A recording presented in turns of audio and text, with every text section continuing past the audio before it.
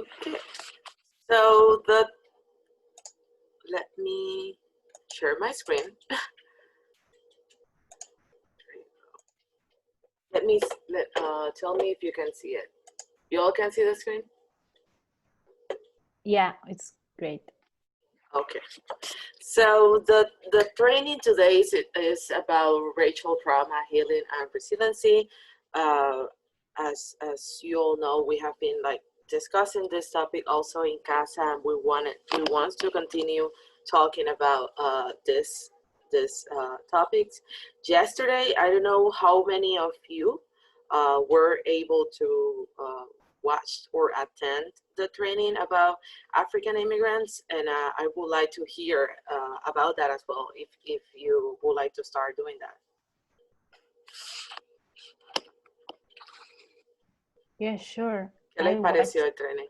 I watched it y la verdad es que me sorprendió muchísimo, estuvo muy bien. Cosas que no sabía, como por ejemplo que el porcentaje de africanos que emigraban a Estados Unidos era tan elevado, no tenía ni idea, y todas las complicaciones que tenían al pasar la frontera con México.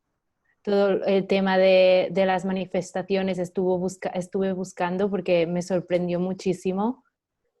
O sea, y la verdad fue como muy emocional, como que un par de veces casi que me puse casi a llorar por las experiencias que estaban explicando. Fue muy bonito, la verdad. Sí, sin duda. A mí también me gustó muchísimo y como tú, fue un training de mucho aprendizaje también. Una de las cosas que me llamó la atención fue lo que mencionó una de las que estaban hablando sobre las inmigrantes que habían ya de por sí denunciado lo de las operaciones sin ningún tipo, ¿verdad? Sin consentimiento, y cómo ahora es que explota, ¿no? A raíz de esta persona enfermera negra que habla de lo que estaba sucediendo, pero como ella dice, ¿no? Las personas que menos tienen voz llevan diciéndolo, pero nadie los escuchaba. Entonces fue impactante también escuchar eso, y sobre todo el testimonio de esta persona, de este hombre que pasó por toda esta situación para estar acá. Sí, totalmente. A mí también lo que me pasó es que pensé, me hizo como reflexionar en la situación, por ejemplo, de España, de mi país, que obviamente la mayoría de inmigrantes que vienen son africanos, del norte de África, y me hizo pensar, porque en Ceuta y Melilla también tenemos los muros estos, y sí que hay muchos reportes de a veces haber como encuentros y que la Guardia Civil pues los dispara y todo esto, pero también como que me hizo reflexionar y pensar, bueno, no quiero, o sea, a saber lo que está pasando también en España, ¿sabes? Que si hay un gran porcentaje de gente africana que viene a Estados Unidos, imagínate en España. Claro. Sí, por la cercanía y mucha gente, exacto, sí. Y los manteros y todo eso, ¿no? Lo que se ha visto por años, y cómo la policía los corre tras la ciudad y todo eso. Sí. O sea, sí que como que sé que hay todo el tema de pateras que vienen con los botes pequeños y que dicen, ¿no? Que el Mediterráneo es como ¿cómo se llama? Donde se entierra la gente. ¿Cementerio? Un cementerio. Como un cementerio por toda la gente que está muriendo, que viene de África o de Siria o todo eso. Pero no solo eso, sino que también me hizo reflexionar y pensar pues cómo el gobierno español y Europa los está tratando también, ¿no? No sé. Claro, sí. Gracias por compartir eso, sin duda alguna. ¿Alguien más quiere mencionar algo sobre los trainings?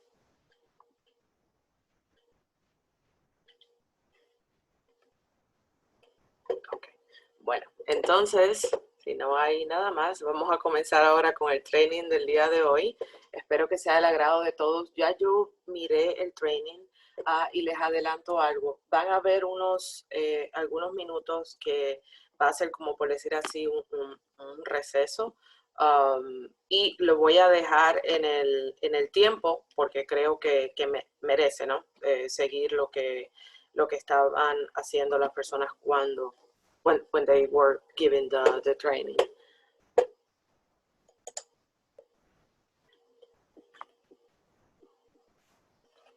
Can you hear?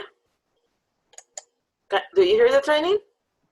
No. No? Okay. No. One moment.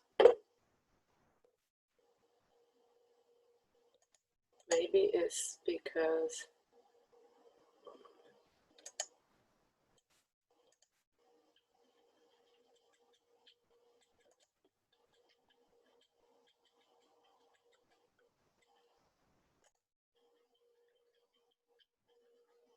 okay, let me know if you can hear it now. One moment. You're being here and are grateful that you are able to participate.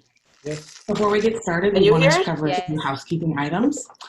First, a note about this webinar, which is produced by the CATA project, which is a project of the Center for Innovation and Resources.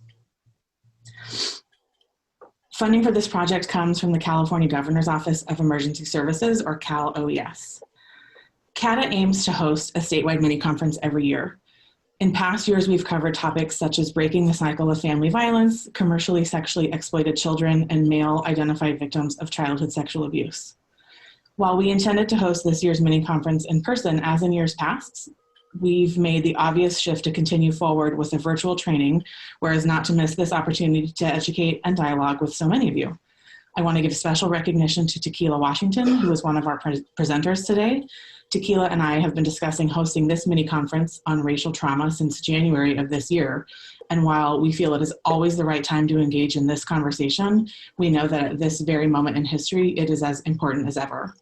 All that is to say, we intend for today's training to serve as scaffolding for what we hope to host in person in 2021, if it's safe to do so. And we look forward to continuing this conversation at next year's statewide mini conference. Please be sure that you are on CATA's email list to be notified of all upcoming trainings.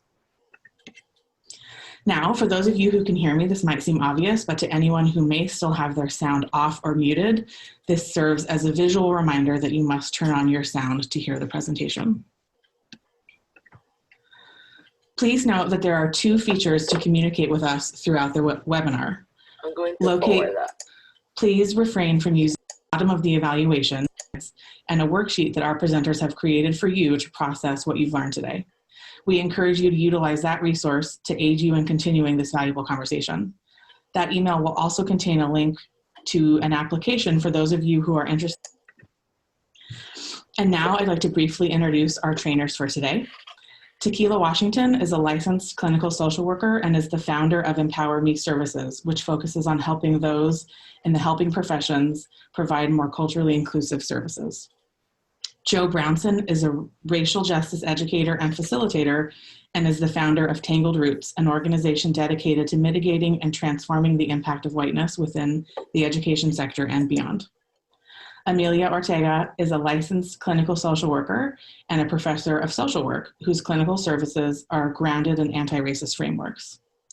Now, if you'll please give us just a moment, we will transfer controls over to our three incredible trainers.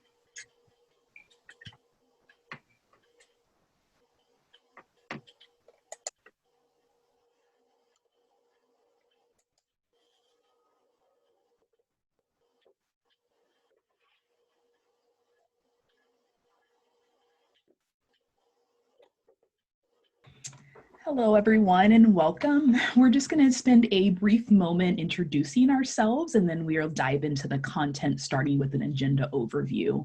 My name is Tequila Washington. I use she, her pronouns. I'm located in Oakland, California, and it is a genuine pleasure to be here today.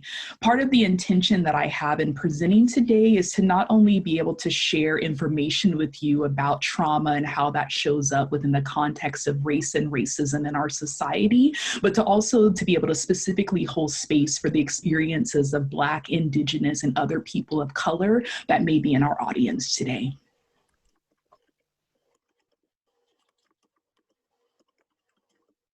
Hi, I'm Amelia Ortega, and I'm located in Rhode Island. My pronouns are they, them, and I'm here in Rhode Island on Narragansett territory. My intention for today is to really connect with folks in the audience who may be multiracial or mixed identified, and to find a way to feel deeply connected to this so that you may want to attend the affinity group and continue your own work in the future around the topic of race-based trauma.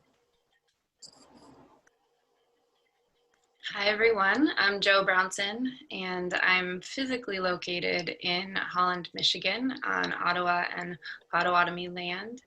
And my home is in the Bay Area. I live and practice in Oakland, California. My intention for today is to be in community and accountable dialogue across racial difference, and serve as a model and holder of the healing that needs to happen with my people, with white identified folks, in the context of white supremacy, and how we can move into more of our full humanity. And I'm very excited to be here in community with Amelia and Tequila and all of you. Thank you. So just to provide a brief overview of our agenda in terms of what to expect, connected to what Ali explained, our hope for today had been to offer an all-day training, a conference focusing on the topic of racial trauma, healing, and resiliency. Because of our current times, we weren't able to do that. So what we've done is to consolidate the information into a 1-hour format. And so we want to name that really this is an overview. The intention is to provide you with an overview of not only what is trauma, but in particular, what is racial trauma? We want to look at who's impacted by racial trauma, and we're going to be looking at that from different perspectives, depending on the skin that we're in as facilitators. And we're really going to be focusing the latter half on the training on looking at healing and resiliency, really calling in an embodiment practice and looking at how can we use embodiment as a tool for not only our own healing as providers, but also for those that we're serving in the community. We really are going to be inviting you to bring your whole self to the training today, and we'll be bringing our whole selves as well. And so part of what that means is that we're going to be sharing with you from an intellectual space. We want to be able to give you knowledge and information, but bigger than that, we want you to feel. We want you to go from both your head to your heart. And we want you to really notice what comes up for you as you're hearing the information, and hopefully spark for you a pathway for continued reflection, both after our training and possibly at the affinity groups next week. And hopefully we get to see you all in person next year at our conference once that happens. We'll also end with a little Q&A section. And so as Ali mentioned, if you have questions, you can feel free to put those in the Q&A box. And we hope to have time for as many questions as possible before we conclude. So starting to dive in and just starting to talk about what is trauma. So really there's two ways that we can think about trauma. Oftentimes when we think about the word trauma, we're thinking about experiences or situations that happen to either ourselves or to people. Those situations and experiences can happen on an individual level. It can happen on an interpersonal level, or it can happen on a collective level. So the situations and experiences. This is often the most common way that people talk about and think about trauma, and it is one way to talk about it. The other way to talk about and think about trauma is looking at the neurobiological perspective of what trauma is. And what that means is that when we experience a situation, an experience that is traumatic in our environment, there is actually a neurobiological response that happens in our minds and our brains with our brain chemistry that triggers in our body a survival instinct. When I talk about this, I like to talk about the fact that when we kind of scale back who we are as humans, at the very basic core piece of that, there's this animalistic part of who we are, where the number one goal of our body and our system is to survive. And so when we experience situations or experiences that trigger a trauma response, everything in our body goes into protective mode. Our nervous systems become activated, and we do what comes innate to us. There's lots of different ways that might look depending on what your trauma response is. At a core level, that could be triggering what we call a fight, flight, or freeze response. But either way, there's this biochemical reaction that's happening that's really rooting us into survival mode. And it's important that we think about trauma from that perspective, because it helps us start to connect the importance of the embodiment piece around what's happening in our body. It's important to note that the same type of biochemical response that I'm talking about is also similar to what happens when we experience stress in our lives. Stress is universal. Everyone in some way, shape, or form is going to experience stress.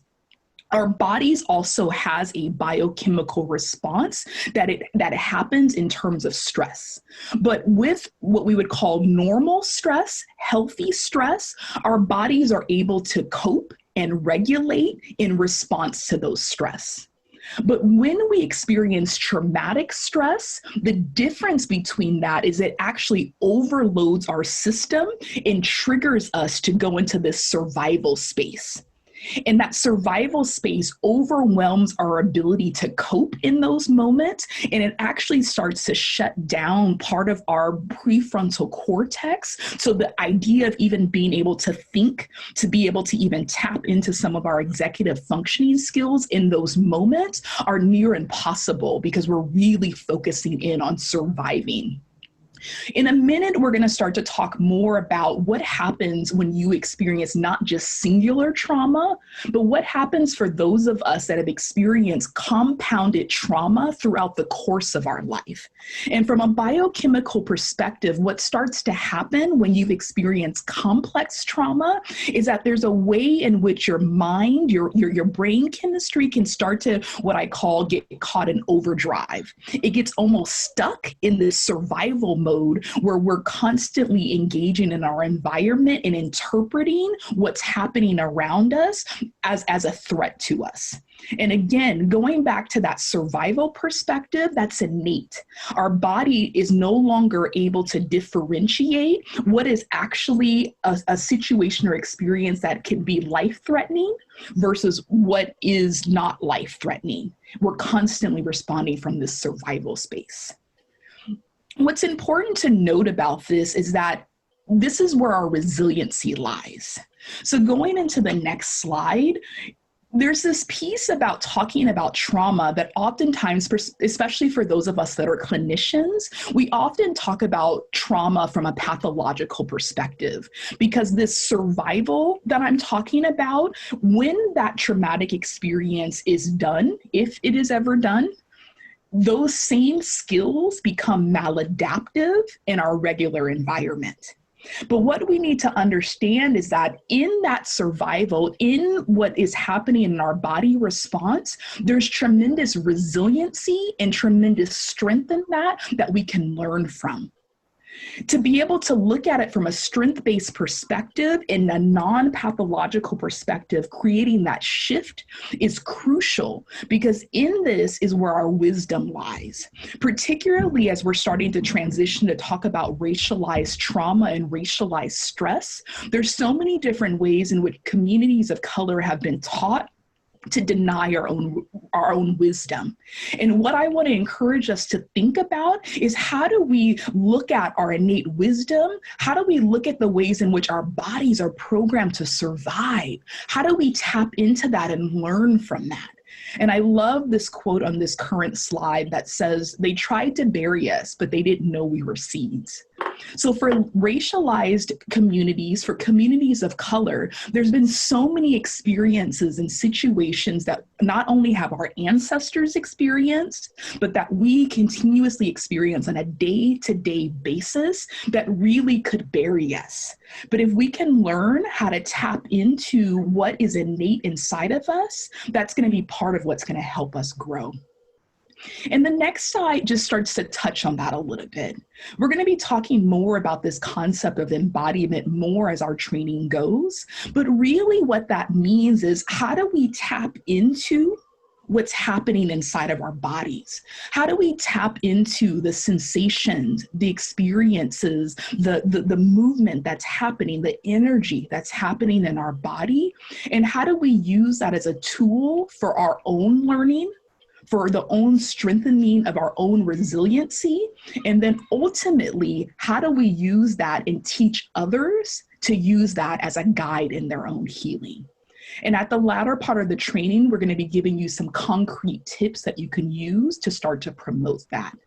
But next, we're going to be going into talking more about what are different types of trauma to give you more of a lens into that. And with that, I'll hand it over to Amelia. Thanks, Tequila. So for many of you out there, you're working with trauma all the time, right? We can understand that trauma exists on multiple levels, and it also exists within our bodies, right, as Tequila is talking about. So I want to break down a little bit further what kinds of trauma exist. So we have historical trauma. Historical trauma, we're talking about the conditions in our ancestors' lives, the experiences in our own families and our lineages, right, that our own people have survived for generations. And a lot of those survival strategies, as Tequila is explaining, those survival strategies live on in our bodies. So we carry within us both the skills to heal and the tools to heal, and also a lot of the lineage that comes with our family history. Trauma is also systemic, right? So we have mass systemic inequalities that result in chronic traumatic impact, particularly for marginalized people. So here we're really talking about people of color, Black and Indigenous folks. And then trauma can be developmental. So relationships early in our lives with caregivers, people in our communities, can cause pretty significant interruptions, right, in our developmental pathways as we age. And so when we talk about attachment and we think about developmental trauma, we're talking about here how those interruptions in racial identity formation or in our relationship to ourselves as racialized people, they can really lead to experiences of racialized trauma. We could move to the next slide. That'd be great. So trauma is both discrete and complex. When we say discrete, clinically, we often talk about trauma with a capital T versus a lowercase t. Capital T traumas are often thought of as singular traumatic events, like such as an assault or a near-death experience or witnessing a death. Right? So for many of you that work with individuals who are victims of violence at the hands of individuals or the state, you're very aware of these capital T traumas. But trauma is also really complex. So we can experience multiple significant traumas across our life course, right? And these are ongoing chronic traumatic exposures, right? And these can lead to something called complex PTSD. So we can understand trauma on a multisystemic level. And we can think about an exosystem that surrounds all of us. These are ideologies and really large societal belief systems. Macro systems, right, are institutions that we're all embedded in. When we say institutionalized racism, we talk about structural inequality. And then on a microsystem, right, that's our interpersonal, so our one-to-one, our family lives, our communities. For this training, we're really focused on the interpersonal and the internalized traumatic response and the capacity to heal. So we're really curious about how we can really develop a different skill set and connectivity around developing our consciousness for healing from our racialized traumas. We could move to the next slide, that'd be great. I'm going to pass the mic to Joe. Thank you, Amelia. As Amelia spoke about, when we're thinking about racialized trauma, we really want to, as we're focusing on the inward, really lift up the relationship between our own individualized experiences and those ideologies that we're swimming in and breathing in every day, and the institutions in which our bodies flow and move and work in relationship. And so we want to spend time in this training really focusing on the specificity of racial trauma and how it shows up in our individual bodies as our bodies are racialized, but also in our collective bodies. And so as a white-bodied racialized person, there's a there's a bit of a myth and a lie that I have been explicitly the target of, which is that white supremacy serves me. And there are material evidences to indicate that white supremacy does serve me materially and my people, right? We have hoarded resources. I have benefited deeply economically and other forms of resources just by nature of being in the body that I live in and having my ancestors live in the bodies that they live in and the structures that my people created around that. And as Tequila mentioned, when we peel back some of what it means to be human, the lie that there are other people in bodies that look different than mine, that are less than human, is actually a lie that traumatizes me as a white embodied person.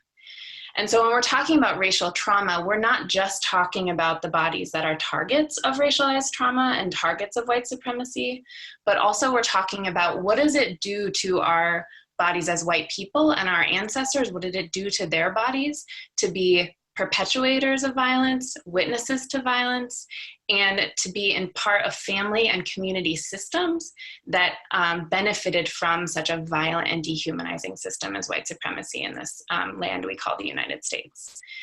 So how our trauma shows up in our bodies is deeply related to how we are in relation to our racialization. When we say racialization, we mean how the media portrayals of messages about what it means to be white, what it means to be Black, Indigenous, and people of color. We mean how our bodies are seen and received in space with people who look the same and look differently than us. And so it's a socialization process. And how we're socialized is deeply related to also how we're responding to the trauma of white supremacy and its history. And I want to the last thing I want to point out on this slide is this idea of race-based stress. So to connect it to what Tequila said, that we are exposed to race-based stress, and the kind of exposure we encounter is deeply related to our geography, the bodies we live in, and how we're racialized as well. Some consequences of racial trauma for different groups, and we're going to unpack this a little bit more as we keep moving, but I want to just highlight a few things that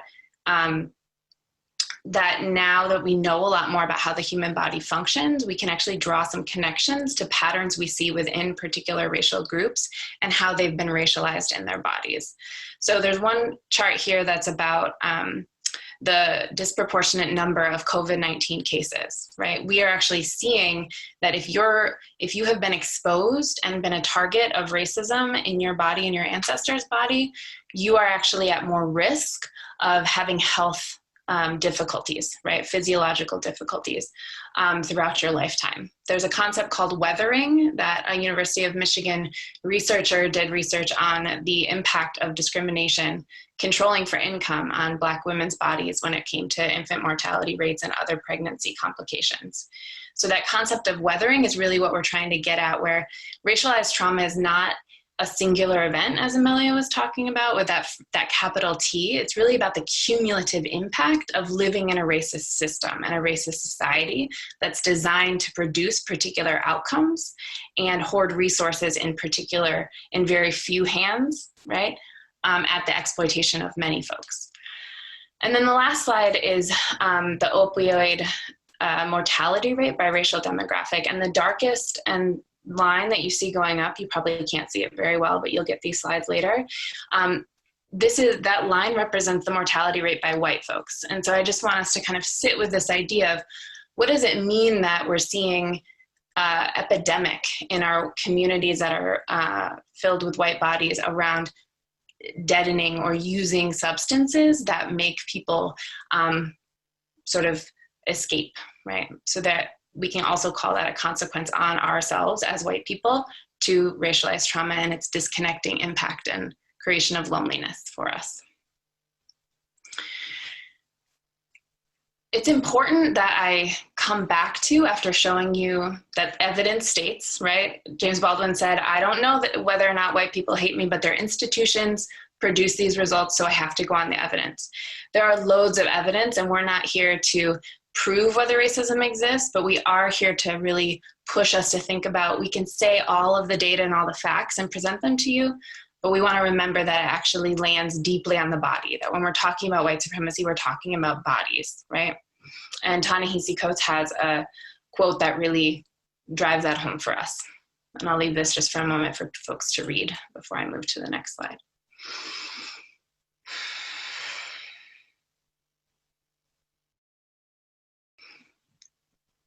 One example of this that I think is helpful to really bring it home is Tequila spoke about how our bodies are deeply designed to survive. And we know safety, we have a sense of safety on an embodied level, or we have a sense of not safety. And so when our bodies kick into survival mode, that survival mode may have become detextualized depending on our trauma experience. We may not actually be understanding the reality around us.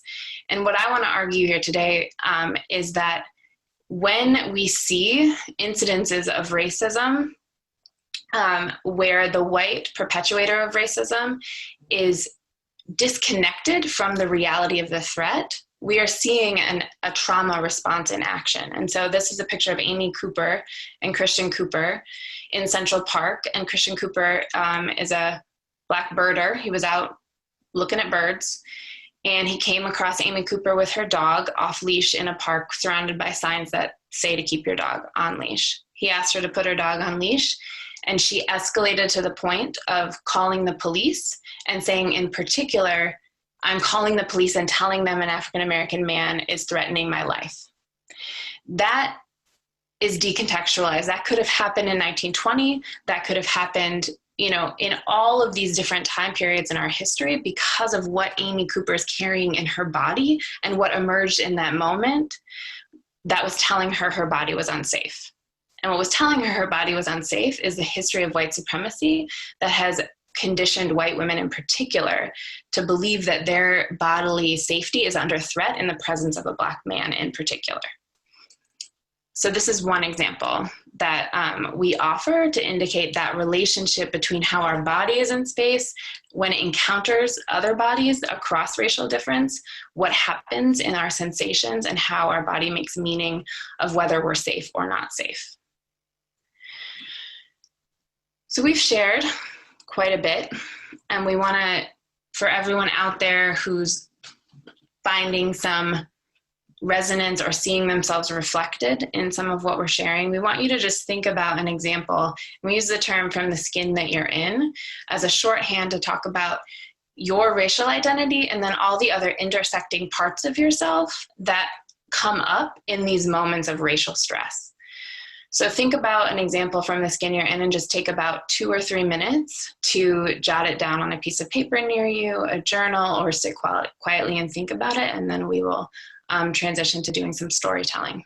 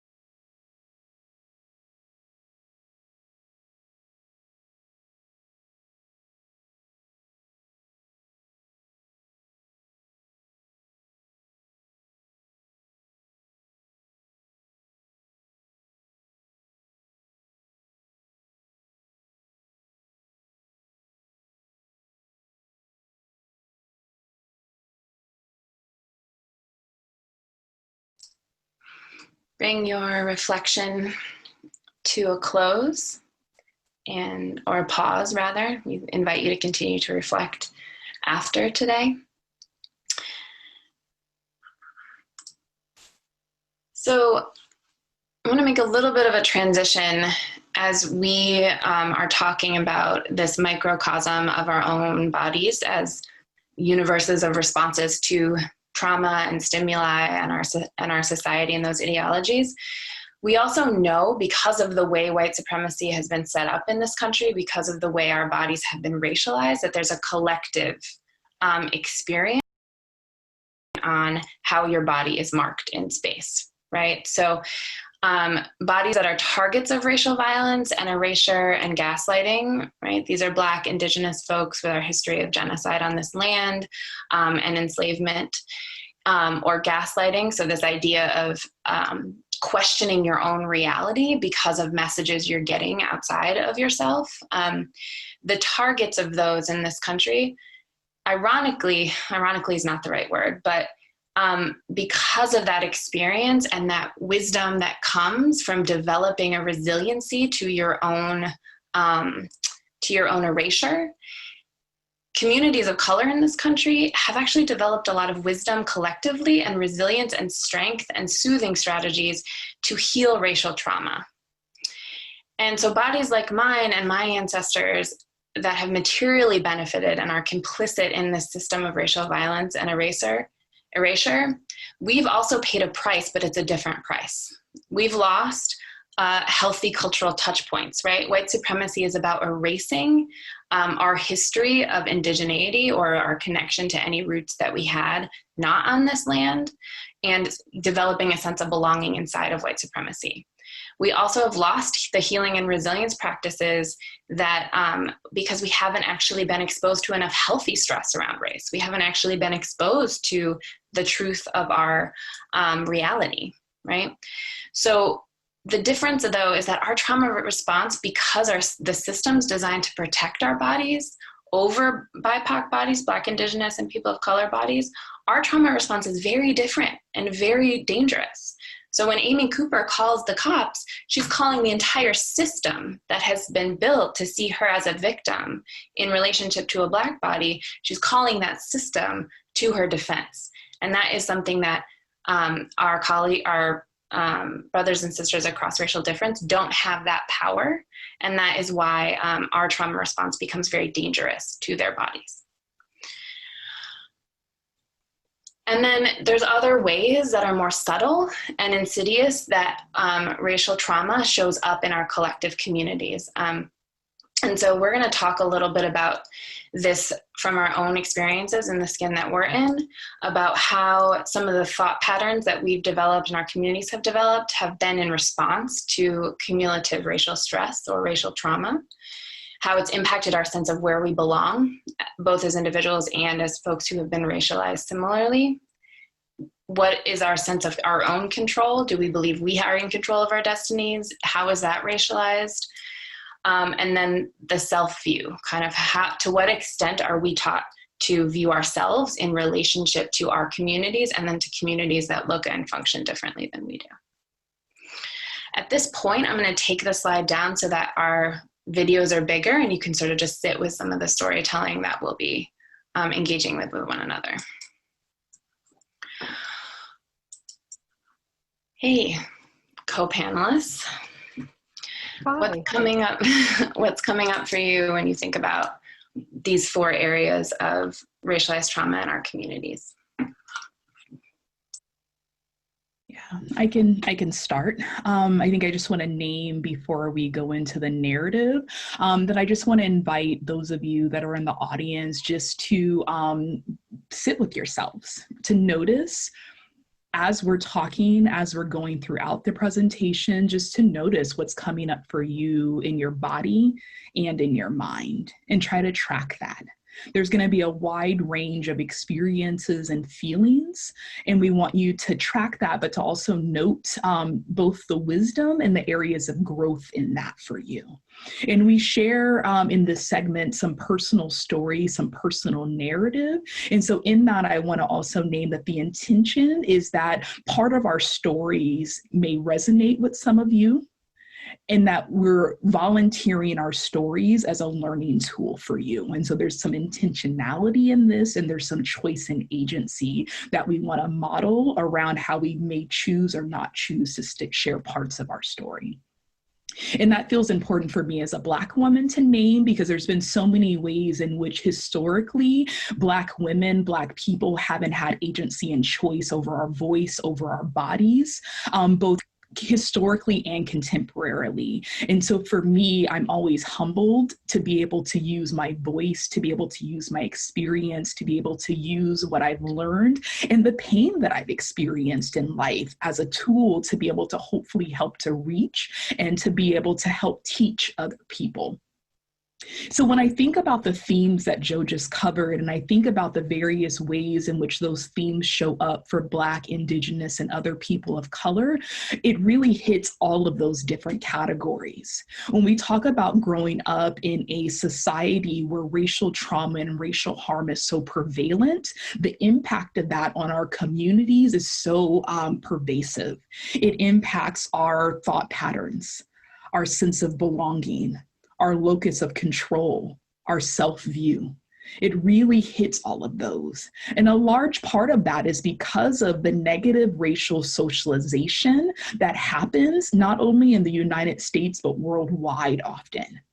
There's so many ways in which we are, as a larger community of color, as this larger umbrella, constantly bombarded with messages that try to teach us that we are something that we're not, that tries to teach us that we're supposed to be this square, that we're supposed to act and talk and dress, etc., in certain ways that may not be natural to who we are. And if we're not careful, if we're not mindful, if we're not consciously teaching ourselves, our children, our community something different, it can be really easy to internalize that. And I can say for myself, growing up as a young Black child in this country, there were so many different ways in which I internalized those beliefs.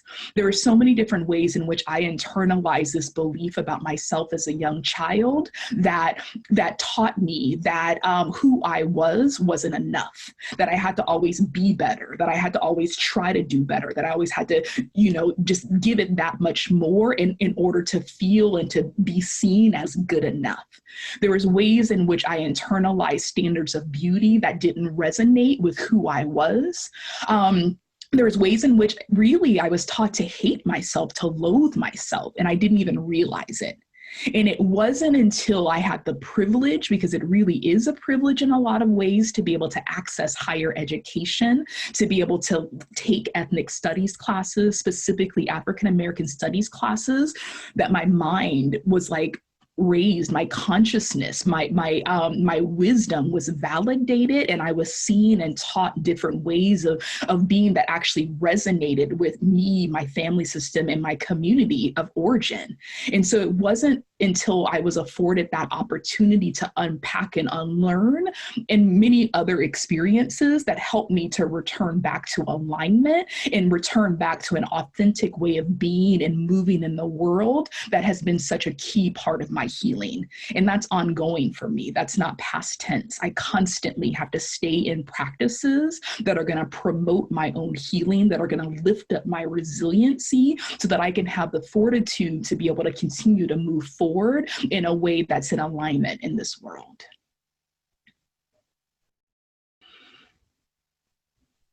I'm curious for either of you how your stories may be similar or different based on the skin that you're in. Yeah, I'm listening to you, and I'm really thinking about sort of young me growing up in a light-skinned mixed body, having a Mexican dad and a white mom in New England. And sort of when we talk about the possessiveness of whiteness, right, sort of this systemic project historically in the US of white supremacy sort of just claiming, right, anyone that can be claimed, about the difficulty for myself and a sibling, and also many mixed people that I interact with now as an adult, these narratives that we kind of light up when we find out we share a similar trajectory of really having that similar sort of awakening moment with the message, what would happen if you could both really acknowledge and take accountability for light skin privilege and also not have to give up your heritage. So that there has been a great loss for a lot of mixed families and not having language. And this is systemic, right? That if we don't have mirrors and language to talk about race in our families, we talk about that ecology of change, that how much we can change institutionalized white supremacy. Also, there's a lot of beautiful work that could happen starting with families that are given tools and lenses for parents to say, to talk to their children at earlier ages about racialization and about light skin privilege. And so, you know, I think about sort of the losses there and how that connects to sense of belonging. And something I say quite often still as I'm continuing to kind of emerge and develop and reconnect to parts of my own Indigenous heritage is that, you know, sometimes for many mixed people, whether there's a white parent or two parents of color in a family, we're really asked to choose based on how we're projected. We become sort of projection screens for who we grow up around.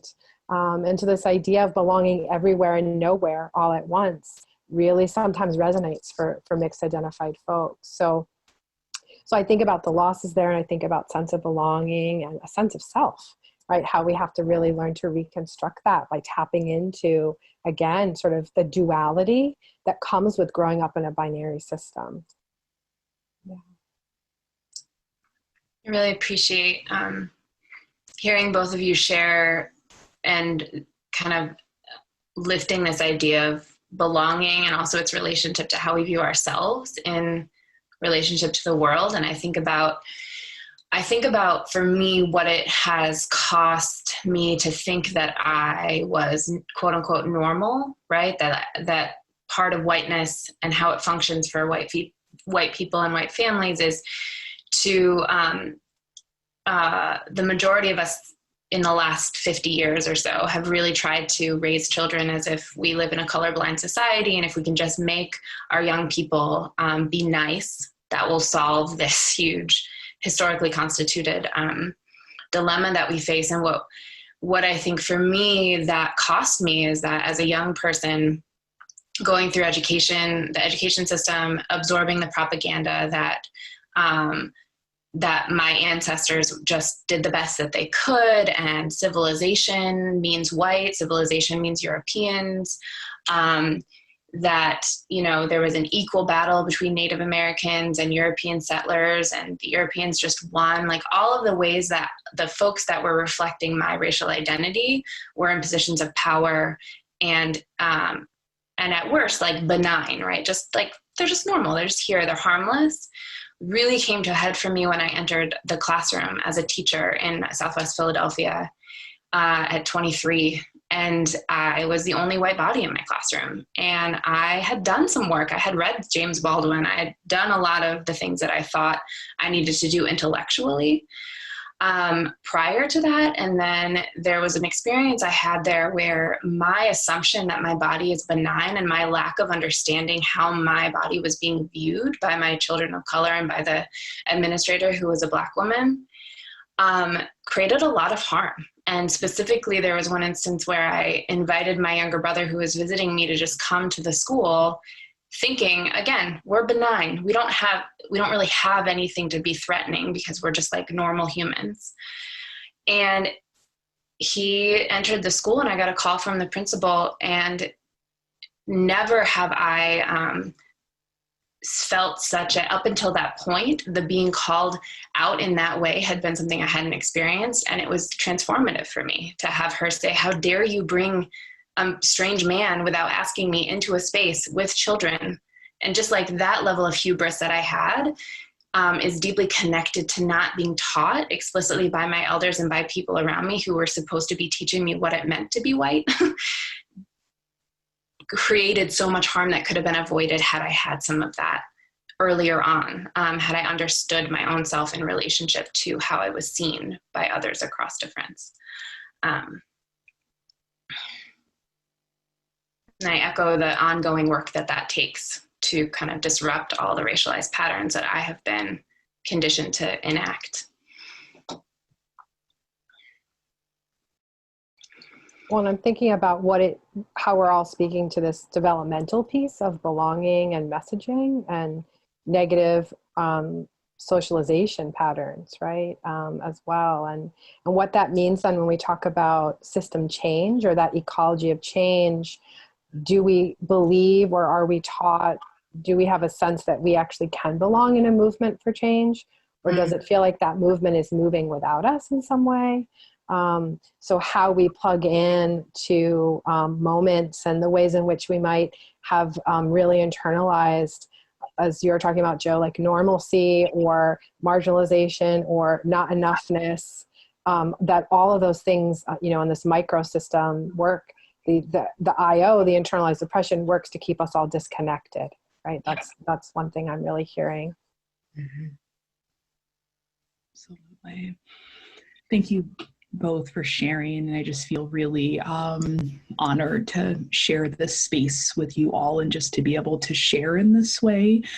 And I want to reflect for the audience that part of our core belief in doing this work is that in order to be able to help other people heal, we have to first do that work for ourselves. We cannot expect that we can hold healing space and to be able to strengthen other people's resiliency if we have yet to do that work ourselves.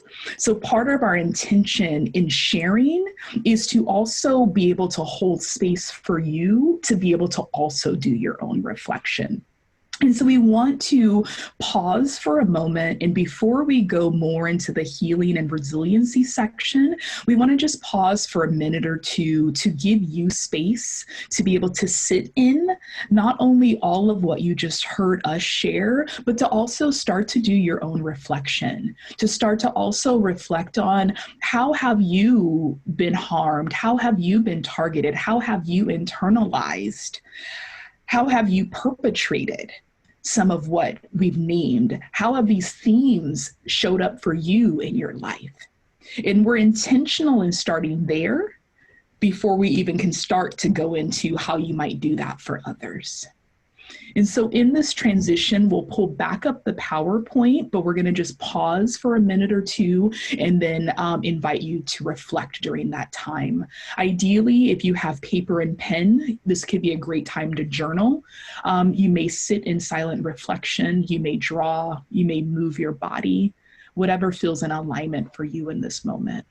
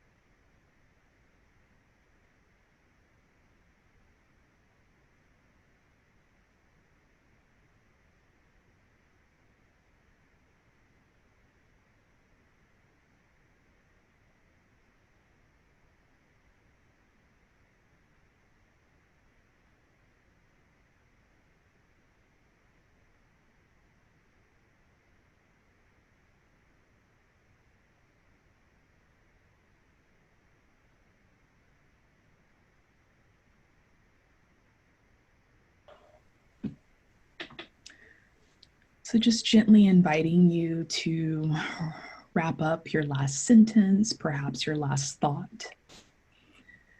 And as was mentioned at the beginning of the training, we've created a take-home reflection guide that each of you will be getting after the training along with the PowerPoint. And those questions are really designed to help you to continue in your own self-reflection process and to be able to go deeper within yourself. And it also gives you some questions and tools that after you have done that work yourself, that might allow you to be able to use those questions as you're working with others as well. For now, the last part of our training, we're going to be rooting into talking about what healing looks like from this context. And from there, I'll hand it over to Amelia. Thanks, Tequila. So we'd like to talk for a few minutes about healing. And one thing I wanted to say is that Tequila opened us up with really thinking about the neurobiology of trauma.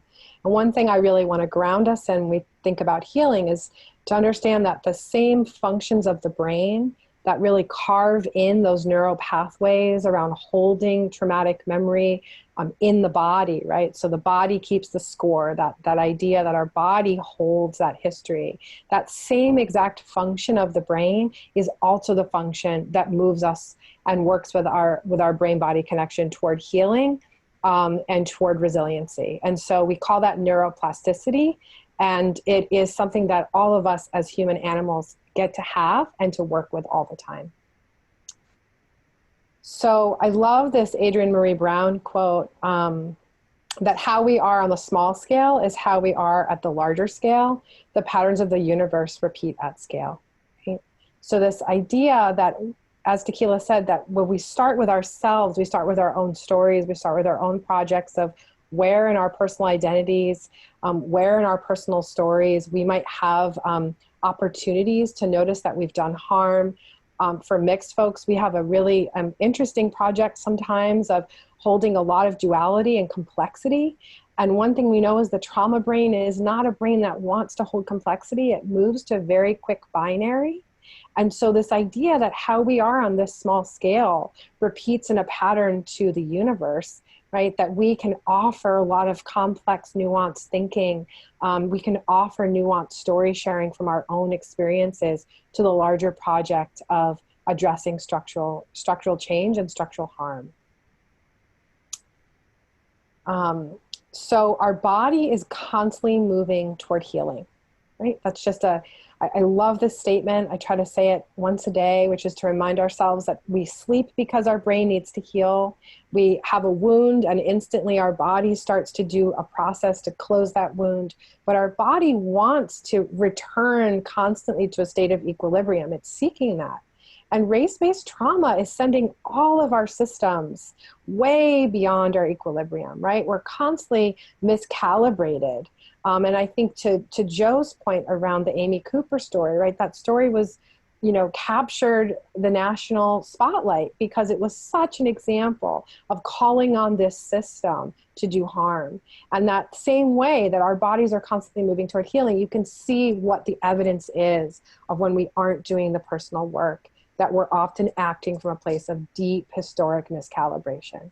So I think that from a strength-based perspective, for all of us just to ground into the idea that we all wake up every day with an opportunity to heal in some unique way. We all wake up with an opportunity to say, today, let me figure out where I might be able to heal for myself. So healing can look like respite for our nervous system. For some people, respite for the nervous system is activated. It means getting your heart rate going. It actually means really joining a sense of getting energy up. If your system tends to be kind of low and you tend to feel a little bit more low energy, and respite for the nervous system for many people looks like doing something that we'd consider maybe traditionally calming. So a meditation or getting grounded. It can look like slowing down, and it can also look like moving energy up. And healing is complex, of course, right? It's ongoing and it's constant, that the body's working toward that all the time. And we can induce that healing, right, by participating in particular interventions and activities, and most of all, neuroaffective relational pieces, right? If we want to use some clinical language, but noticing other people, right? Noticing that we're not alone.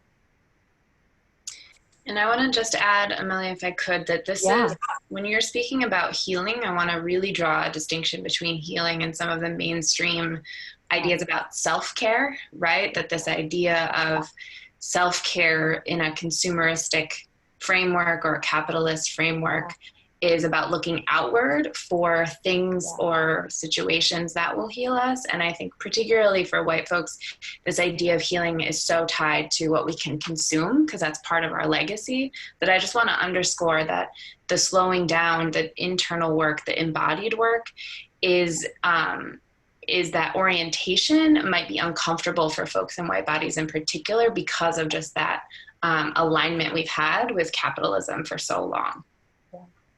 Yeah, and I appreciate you adding that, that all of this is not for sale, right? That neuroplasticity is innately within us. So we can, and I'll talk a little bit more in a moment about this concept of sanctuary within the self. Yeah. So I wanted to just introduce one model, and the PDF of this model is publicly available. You can Google it. But Chavez and Duenas et al. Have this incredible model that came out about a year ago.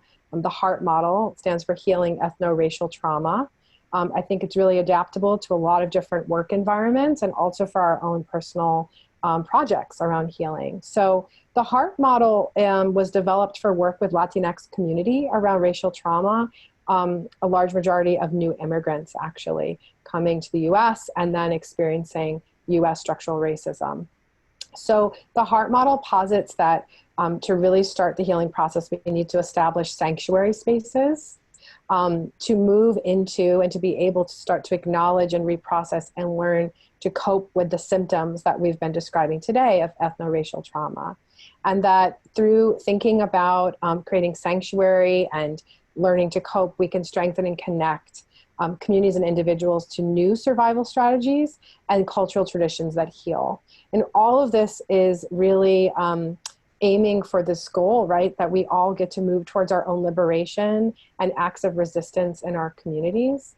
You know, what I really appreciate about this model is that it's universally applicable here to this idea of creating sanctuary. One thing we've gotten wrong in traditional models of trauma healing is that we have to stabilize first in order to then be able to heal. That's sort of a general principle, right? We can't do the work unless we have a foundation. We're talking today about race-based trauma. We don't have a stable foundation. We have a lot of systems every day that are sort of chronic and complex. And so we really are working toward and working with this theory of change that we can create sanctuary anywhere that we are, right? That we can create sanctuary here today with you for this hour. We can create sanctuary every day on our own in the moments that we find to really be with ourselves and sit with the complexities of what we're working with in terms of our harms and healing. And I'm going to pass the mic on here.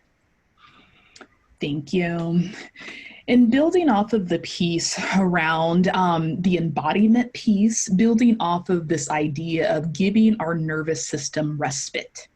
Because racialized trauma is complex, because it's ongoing, and for at least the unforeseeable future, it's never ending, the idea of finding strategies to give respite to your nervous system is going to allow your nervous system to be able to rest.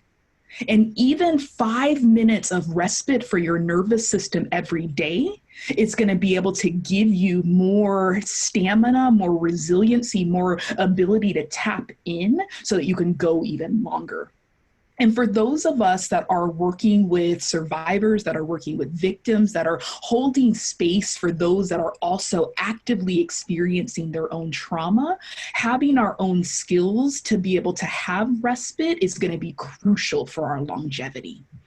And so in these next couple of slides, and you'll get these, so I'm not going to go over all of the details of them, but what I want to highlight is that we don't have to search for anything new to look for tools for respite for ourselves. Speaking specifically for communities of color, our ancestors have been doing what we now call mindfulness practices since the beginning of time. That wisdom lives in our family, that wisdom lives in our community, and that wisdom lives in our bodies. And so this slide gives you some examples of some ancestral practices that have been done across communities of color since the beginning of time that might have resonance for you to be able to use as practices for yourself. And you might find that you're already drawn to some of these practices and maybe haven't conceptualized it in that way. But anything that you can do to like bring a pause, a stop, a rest to your mind, to your body, to your energy is going to be the respite that we're looking for and that we're talking about. The next slide gives you some more kind of tools to think about as you're thinking about using intergenerational resiliency as a source of healing and coping. Some of this talks about things like reclaiming your power. What does that look like for you? I talked a little bit about what that looks like for me, but what does it look like for you to reclaim your power? Consciously centering joy. I love that one. That's one of my favorites, because within systems of oppression, within racialized trauma, folks of color are not meant to experience joy. So for us to consciously center joy, to center laughter, can be a part of our healing path. And there's some other things and ideas in here that you can read and kind of research on your own.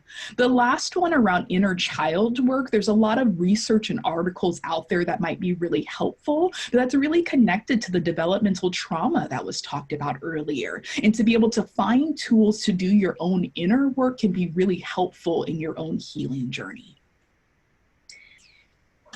In the skin that I live in, this one around telling your truth resonates so deeply with me as a white person because of the ways that the lies are intergenerational in our family systems. And I find it so deeply healing when I'm with other white-bodied folks and we can tell the truth about our history, we can tell the truth about reality.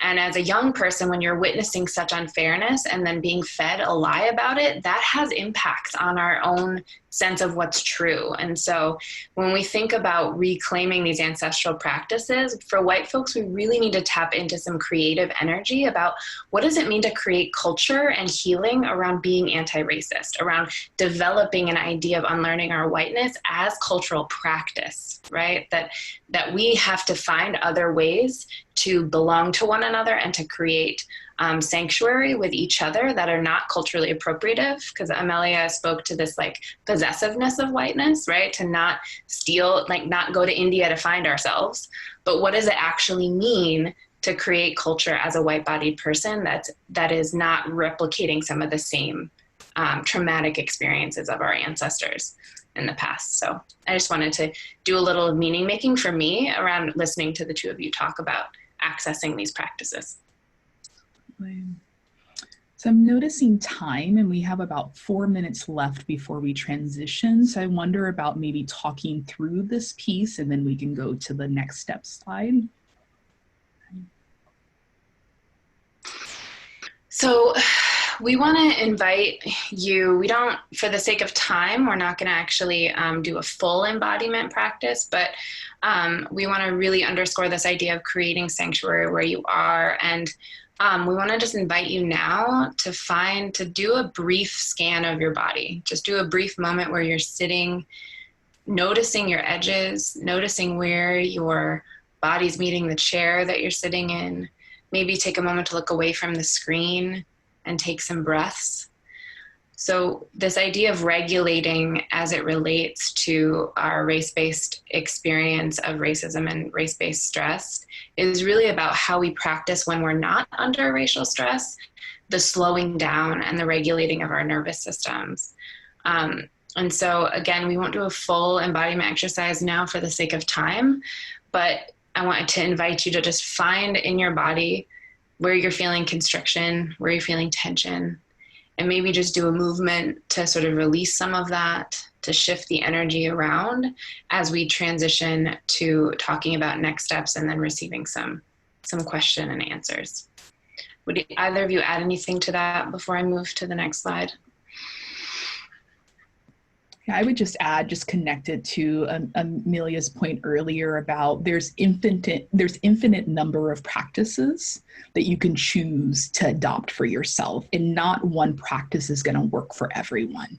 And so I would just encourage you to find practices that work and resonate for you.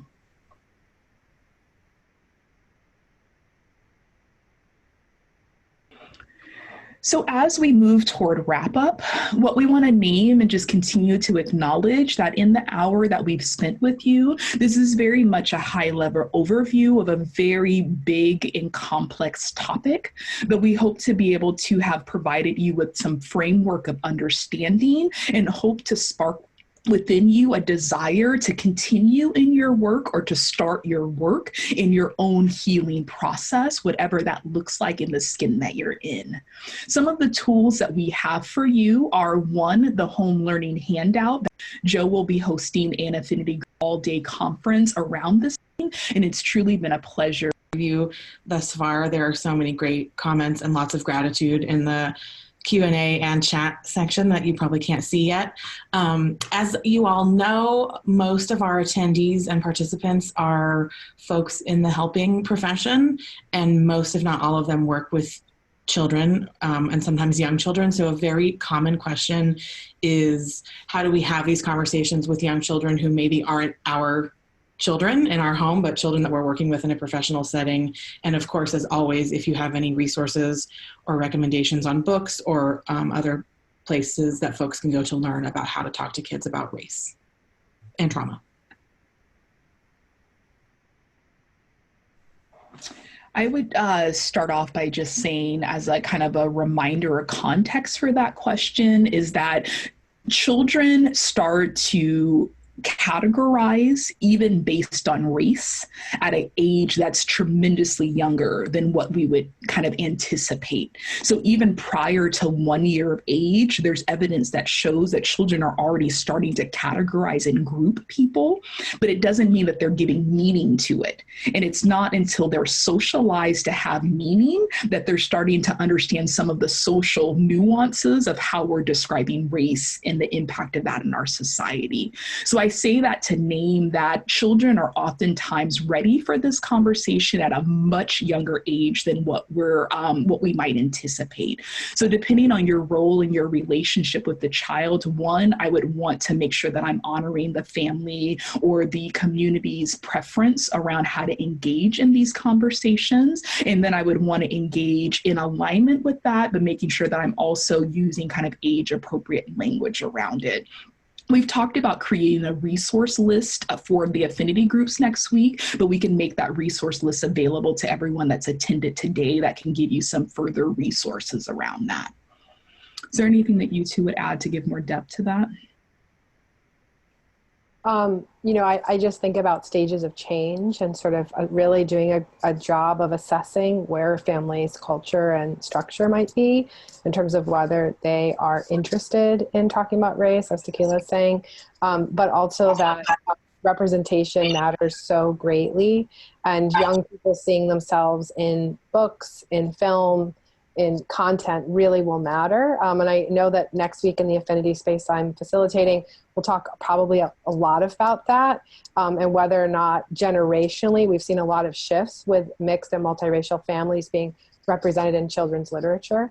A lot of the publishing imprints are sort of just catching up in the last 3 years to the vitality of this market. But, that I think that there's a lot to be said about a visual image that represents who a child is, that allows us to have a mirror to the world. The only thing I would add is that, Tequila and I have co-facilitated workshops with largely white parents. And one of the things that they push is this question of, how do I talk to my kids about race? And one thing we really want to emphasize is this is really where the embodiment practices come in, because young people and children are sensing you energetically before they have words to describe what they're sensing. So if I, as a white mother, am taking my white child into a space that has bodies across racial difference and I tense up, I'm sending a lot of communication about what's safe, how safe I feel, how safe they should feel. So that work of embodying yourself and putting yourself in situations where you are getting some healthy stress around race to work through whatever implicit biases or things that are coming up, your own racism, will communicate volumes to a young white child in how they should be responding to bodies of color. Thank you. The next question we're going to move into is, how do you respond to the white fragility and cognitive dissonance that individuals may have that produce strong emotions or strong reactions? And lots of questions about the idea of folks being triggered, and if white folks might be confusing being triggered with experiencing some cognitive dissonance.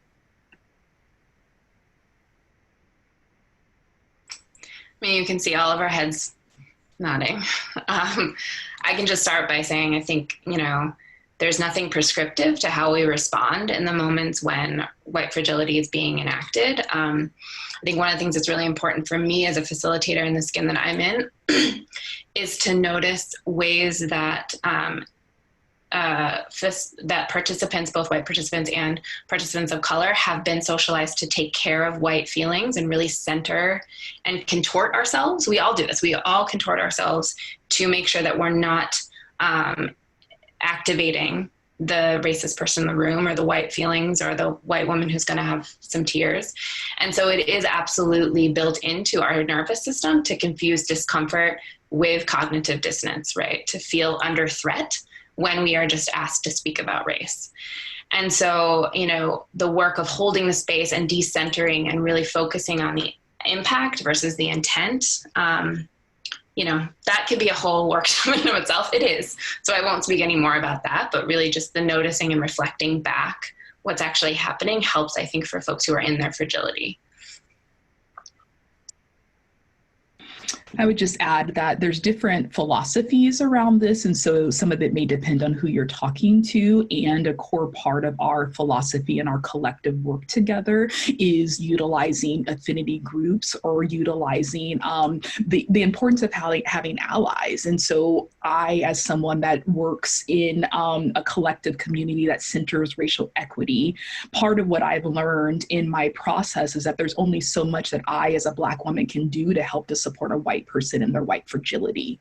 There's a part of my work that I do that's holding and supporting that. And there's another part of that where there needs to be another white ally that's going to be able to hold and do the in-depth reflection and healing work that actually needs to happen for that transformation to take place. And so there's a piece of that I can do, but there's a limit to how far or helpful that would be for me to hold without perpetuating what we're actually trying to dismantle. So part of our philosophy in that is the importance of having white folks work in affinity with each other and have accountability with each other to be able to support each other in being able to unpack and heal those responses that are happening. And I would add, you know, depending, I don't know who asked the question, so what the context of your work might look like, but that if you are someone who has capacity and the relational, you know, ability, you know, there's a relationship there to really actually help some folks drop into what it is that they're experiencing and start to really name and identify what's happening in their body, that might be an opportunity to talk about the difference between discomfort or stress from actually what we would consider a clinical trigger, right? And that we want to get really much clearer with folks about language. And sometimes having a new frame is really empowering for someone to say, oh, I was using the wrong language, but this also fits for me, right? So I think if you have that space to do that, it's a great opportunity. Just around languaging. Perfect, thank you. I recognize that we are right at 11:45, and so we will probably lose some attendees, which is fine, but I'm wondering if I can just pop in one last question that I think would be a great way to wrap it up. Some folks are asking the best way to make this work for themselves, like the self-work that they're doing, but also in their professional settings to continue this work, make it sustainable and ongoing so that it's not just a conversation that's happening now while headlines are kind of at the forefront, and, you know, a way to make it sustainable in their work environment as well.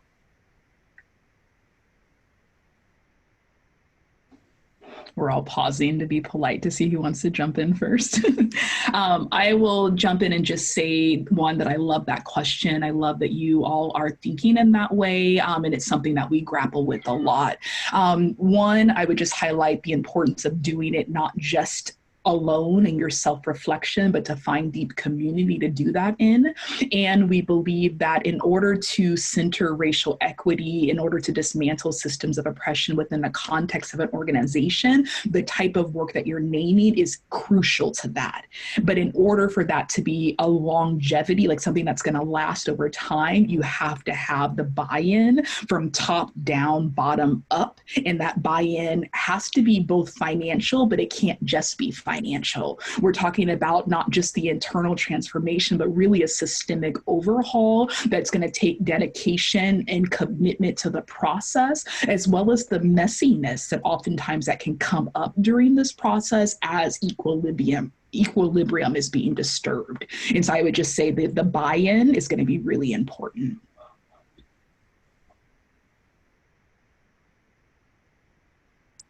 I think I would only add that, as Amelia pointed out in their response to the white fragility piece, is that this work happens and can only happen in the context of relationship. And so there is no silver bullet.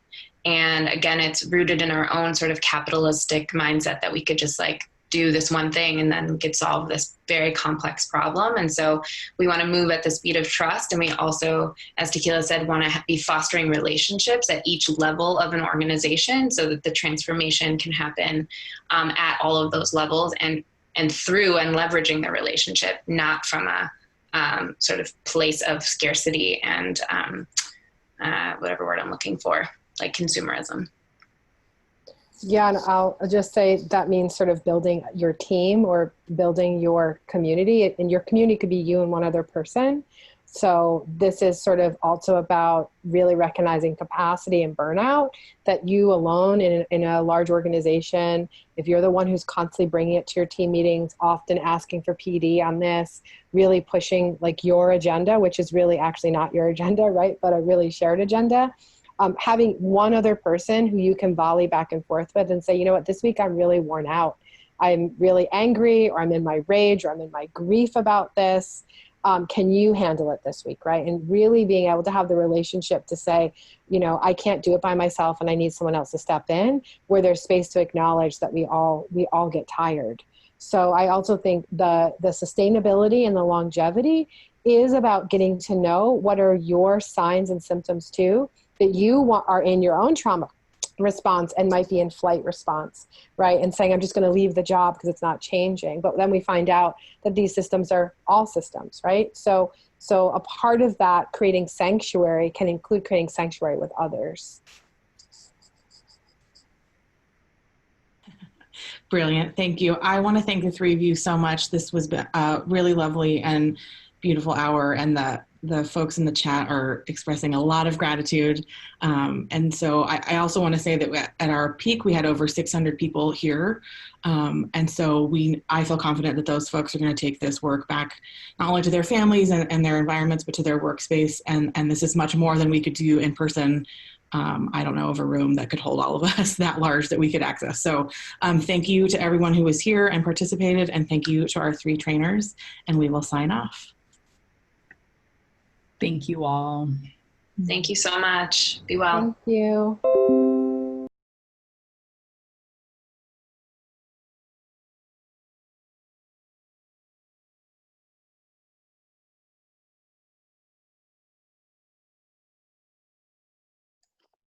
What do you all think about that training?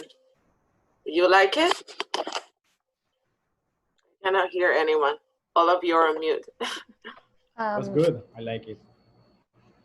I liked it for the most part, but I felt like it focused a little bit too much on white people. I agree and with kind you. of centered like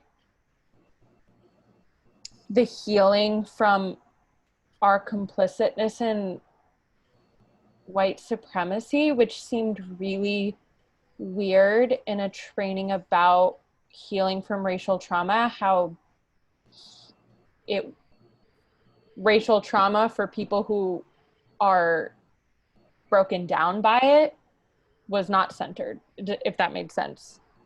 And then even just like talking about like racial trauma, it kind of gave like positives to how like communities of color have like developed these collective healing and resiliency while white people didn't. And it sort of framed it as like, well, white supremacy has like created these like good things in communities of color and like bad things, which is like an interesting take, but I just felt like it was a very odd way of framing the discussion. Yeah, there was a moment, I don't know if I did not get it well or something, that it seemed like it was excusing the white supremacists. Do you know what I mean? Like Yeah, when you she gave understand what the you're saying. example of the lady in the park. Yeah. It was like, I don't know. Yeah. Yeah, I Okay. also thought the same thing, you know, about I really want to read more about Emily Cooper, I think it was the name. But yeah, like it's true, like it sounded kind of like, oh, she did this because she has learned this from, and it's true, you know, like recently I was actually learning from my class about how, you know, this is something like intergenerational trauma, you know, when you get something like usually many communities, like indigenous communities and Black people, uh, and it makes sense that also this has affected white people, you know, like in a sense that these kind of things go through our genes, like they change something in us that then we, you know, our children, then they also have that. That's why they were saying that, you know, a baby where it's very young already holds all these, you know, characteristics, you know. And I think it's true also maybe for white people, but at the same time I feel like this is very implicit, you know. And what Emily Cooper did was very explicit, you know, of saying the guy, you know what, I feel in danger and calling the police. So it's true that I felt like it was like, oh, she did this because she has this, she has learned that, you know. So it's true that it sounded very like excusing her.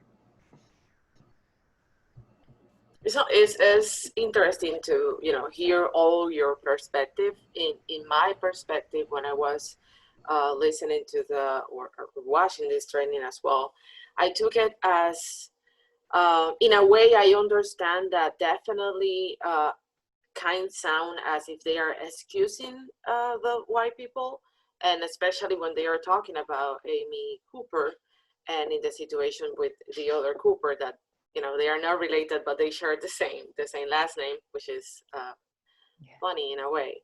But what I took from it is that, you know, definitely the white supremacy is a system itself, and definitely the non-white people are the most affected because of the systematic situation, but that also given the way that we have been socialized or racialized, etc., etc. For example, you as a white person, also you carry something, you know, from your ancestors. So I took it as, you know, if your family were racist, or it was normal for you not to see why non-white people, or hearing this and this and that, your body is going to react in a certain way. Not that, not, I didn't perceive it as they were excusing her, because I think that it was clear that what she did was, you know, like it could cost his life, right? Given the current environment that we are living, well, that we, not the current environment, the environment that Black people has experiences in the United States. But I took it as, like, I never had that perspective, and when I heard that also, as, you know, with the way that she is reacting, definitely is the way that a lot of white people react, and definitely that is because there's a background, right? And but definitely we should not excuse someone reacting like that. um but it's interesting just to, in a way, look it up as, oh, you know, like we all definitely, even though non-white people are the victims in this system, that definitely the system itself is the same as, I took it the same as el patriarcado, right? Patriarchy, like, definitely affects the most to women, right? Because the system is very patriarchal, but at the same way also it has affects men, in a way that, you know, it's saying that, okay, you as a man, you have to react, you have to be in a certain way, you have to meet this role, this gender role, this is how a man react, you know. Definitely it is more, it's detrimental for women because it's a system that it goes against basically women's, but at the same time also is creating other victims. And so I took it like that. And but definitely I like, it's great just to see like the different perspective of you all. what else you would like to say about the training? What else do you like, or what else you didn't like about how they express it?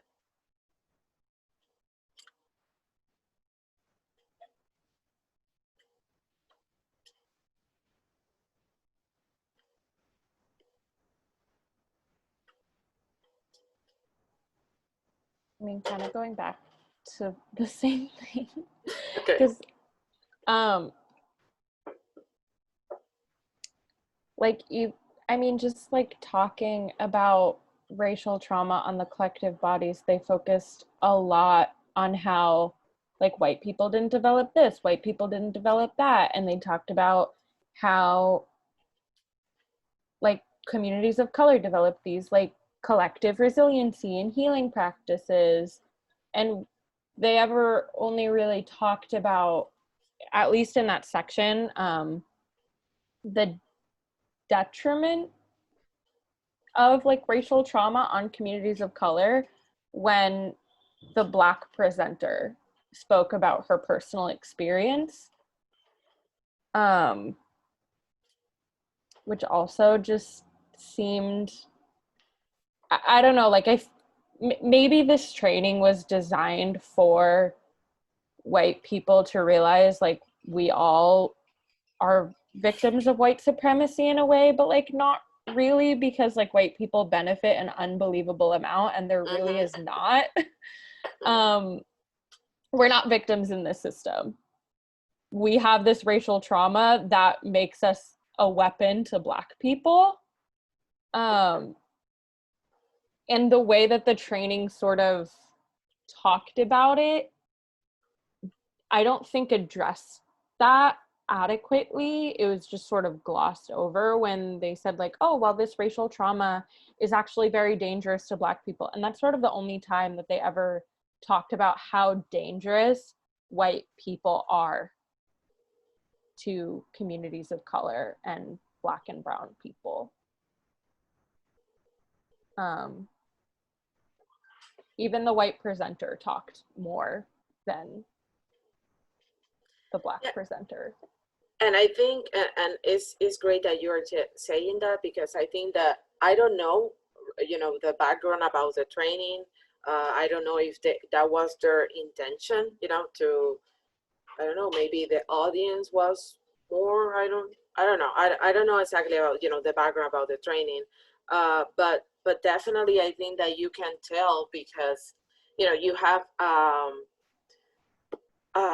person like Ortega, which is, you know, she's Latina and white passing, right? And you have the only Black person that you have is Tequilia, and then the other person that I forgot her name.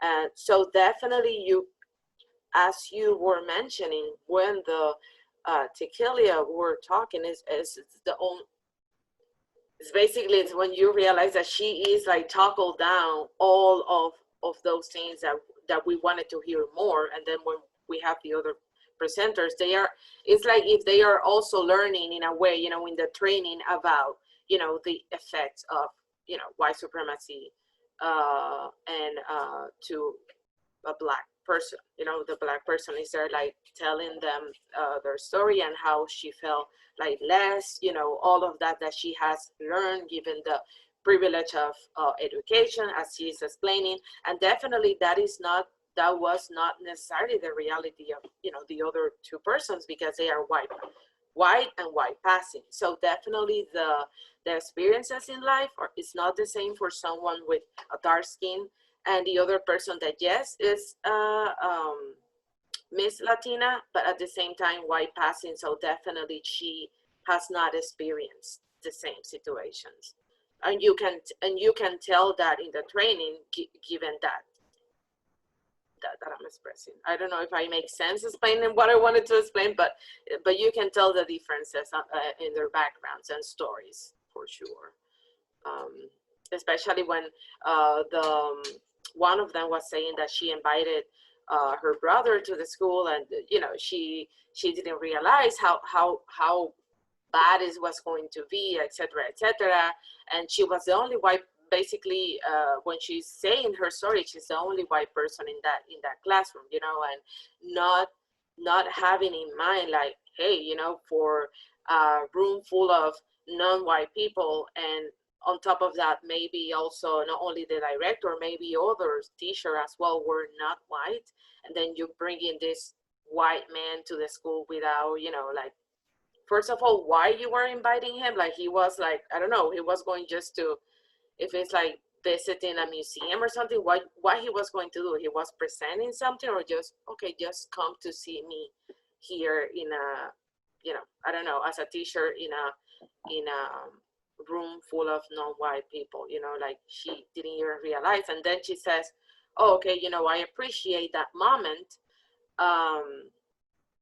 But you can tell, you know, that up to this day that she's a teacher, and you know, she's still like in that process of recognizing her white privilege, and you know, and the experiences that are technically helping her to improve it, if I can use that word.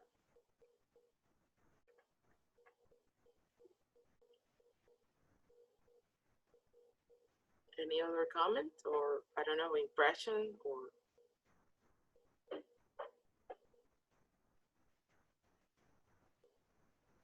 Yeah, like we're talking about the same, like, I don't know, like, also the fact of, like, equalizing the trauma from a Black person or indigenous or whatever with a white person, like the same, you know, I don't think it's fair neither, because I don't think it's the same level of a trauma. Do you know what I mean? you were saying when they were mentioning about BIPOC people, when they were talking about that, is what you're saying? Yeah, about this, about the same lady with the dog, and that she was saying that she had a trauma or whatever. I don't think it's fair to, I don't know, I guess I'm repetitive at the same thing, but I don't know. It was weird. I don't think it's fair to equalize the trauma of the Black people with the trauma of a white people. You know what I mean? Yeah, definitely it is. Yeah, it doesn't make any, you know, like, definitely there's Because no. ultimately what happened was racism. Like, I don't know. I don't know. I guess it's difficult for me to understand. I don't know. It's like comparing apples to oranges, like white people internalizing white supremacy to then use systems against Black people, and to call that trauma in relation to exactly hundreds of years of oppression. Yeah. It's not the same. And I agree. It's like very weird to call say, it like, per se, even. I don't know. Yeah. It doesn't have any comparison, you know, like, it's not the same. Did you all see, like, when you saw that, did you were familiarized with that situation, or did you see the video? Yeah. Of this, have you seen it, Leandro? Emily Cooper? Which one? Yeah, that case. You haven't seen it? No, I just look it up, and I have it here open to watch it after the meeting. Oh, we can watch it together if you want. Yeah, exactly. That's what I was. Let me. Okay. Yeah.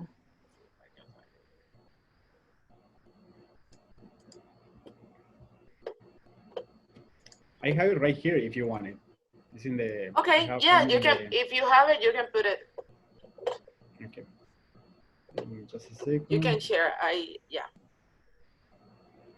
Let's see. Share. Okay.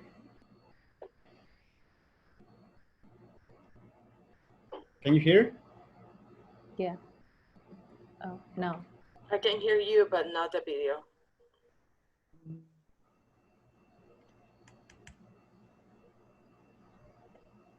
Now you can hear it? No? No. I think you have to press something that says share computer audio. At least that's what I had to do. And I don't know if you have, I don't know if you have that. If not, I can put it here. Okay. Yeah, I don't find it. Share computer audio.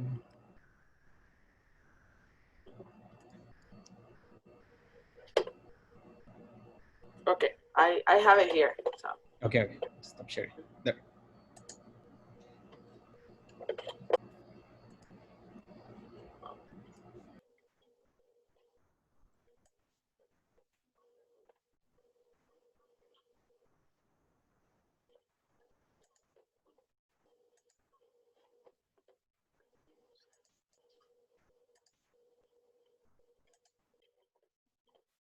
You all see it?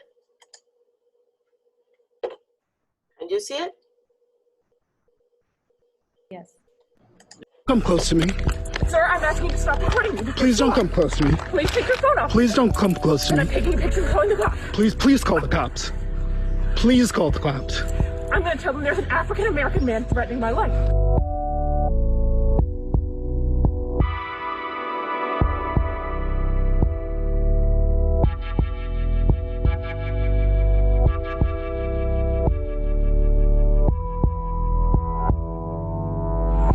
I'm sorry, I'm in the Ramble, and there is a man, African American, he has a bicycle helmet. He is recording me and threatening me and my dog. There is an African American man, I am in Central Park. He is recording me and threatening myself and my dog.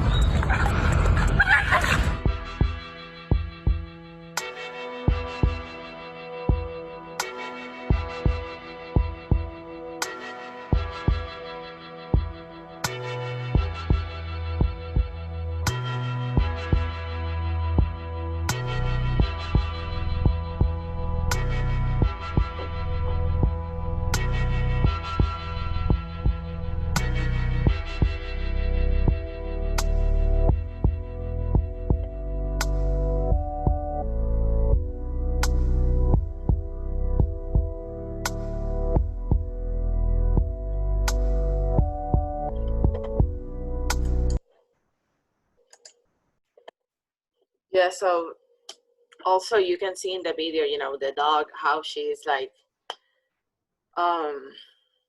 with the leash, the poor dog, you know, was suffering as well. And as the video says, that dog that she has, I think she recently adopted it or something. So they also removed that dog from her house, given the actions in the park, given the video, right? That she's like, the dog is like basically like looking for air, right? Like, and she did not realize that she's almost like ahorcando the dog, you know, because she was just focusing, calling, and this non-threat, but she felt threat because she's seeing a black man asking her to do something that actually it was, you know, she was like breaking basically the rules of the park, because it was in as in the video says, you know, she was supposed to have the dog on leash and it wasn't. So what he said was just asking her to follow the rules, and she acted the way that we have seen in the video.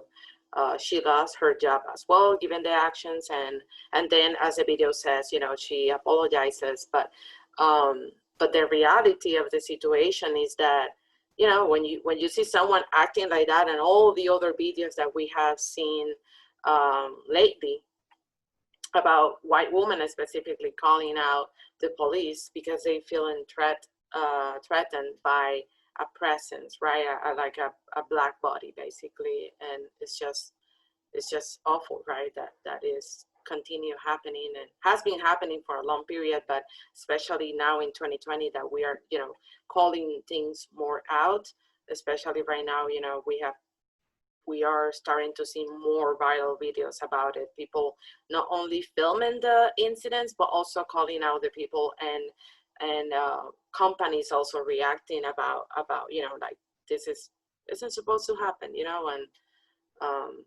so definitely we hope that this all is a learning experience for us as a society, right? Like it's been long. It was like long overdue, and all the things that been happening in this country, and definitely the intention about these trainings and videos and discussion is just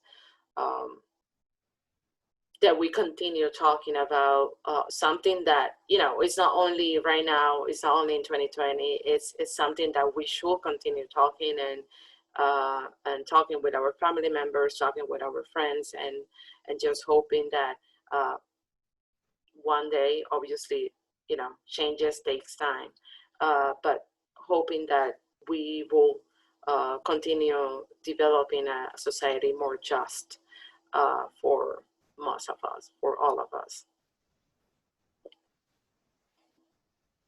Someone would like to share something else? What do you feel? What do you think, Leandro? Now that you saw the video.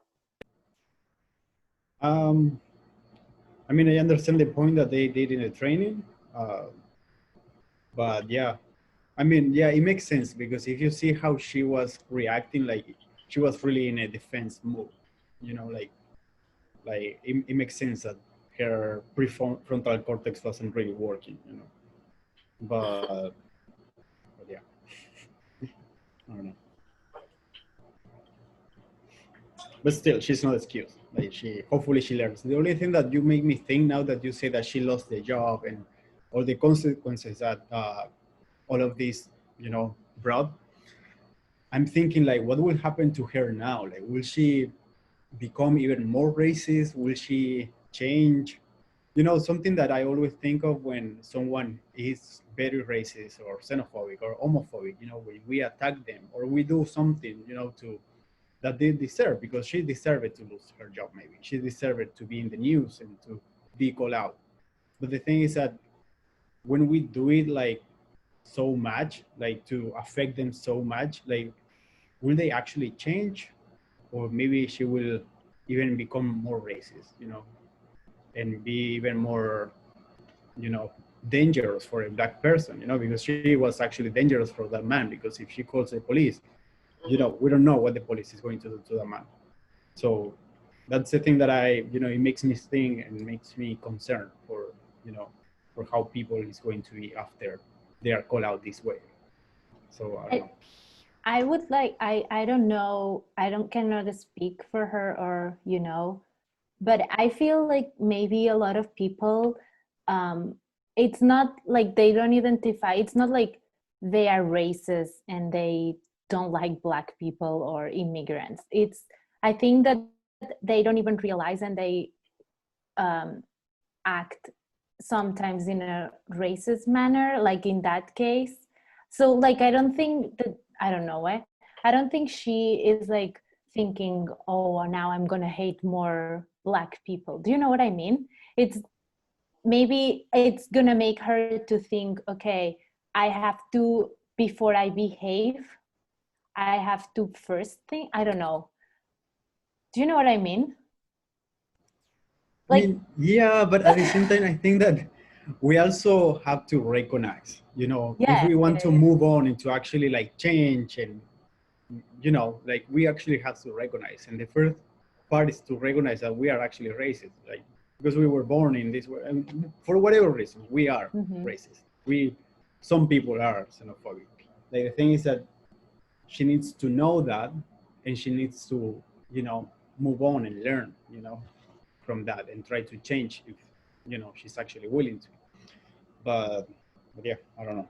Yeah, exactly. That's the point. You know, like after this experience, definitely it might be a learning experience for someone. I don't know what will be the outcome for her, right? She apologizes, and but you know, who knows? Like we saw the news, etc., etc. We don't even know what is going on with Amy Cooper anymore, other than she lost her job, etc., etc. So we don't know what she's doing. We don't know what she's, you know, who she's planning to vote for, etc., etc. You know, based on this experience, but definitely it is important to call out people, you know, if they are doing something as extreme as, you know, as calling 911. I think the hardest part, not only the experiences for obviously Cooper, but also I think it was in the same week that the George Floyd happened, you know, all the incidents. So imagine, you know, having like a black man in a park, and then recently we have seen like a video like showing extreme violence from police to a black man specifically, and calling someone saying like, hey, I'm going, because she's saying, I'm going to say that a black man is threatening me and my dog, right? Like she is out of the bat saying like, I know they are going to believe me that I'm a white woman, that a black man is threatening me, and therefore I'm going to be okay. You are going to pay for what you are doing. And he wasn't doing anything bad, you know. He was calling her because she was the one who was breaking the rules in the park. And but she's entitled, right? Like she's a white woman and she feels entitled that she can do whatever she wants, right, in the park. And then because a black man is starting to call her out, that enraged her.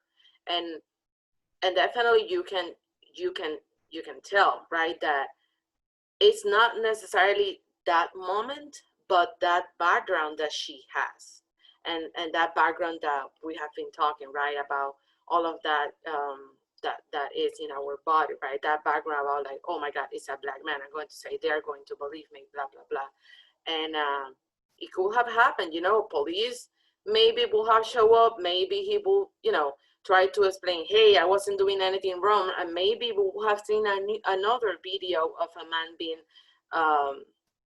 you know, beaten or arrested or even killed by the police for something that there's no, you know, there's no explanation of why you have to do that. And so, but yeah, I hope it's a learning experience for all of us. I think definitely, since I've been like living in the United States, I like every day I'm trying to learn more about all of this, and you know, and there is a long road, right? Like not like it's okay also to say like, hey, you know, I'm learning. Like none of us like sometimes have all the, you know, all the experience to talk necessarily about all of this in the way that we would love to talk, like more like in more deep or with más profundamente,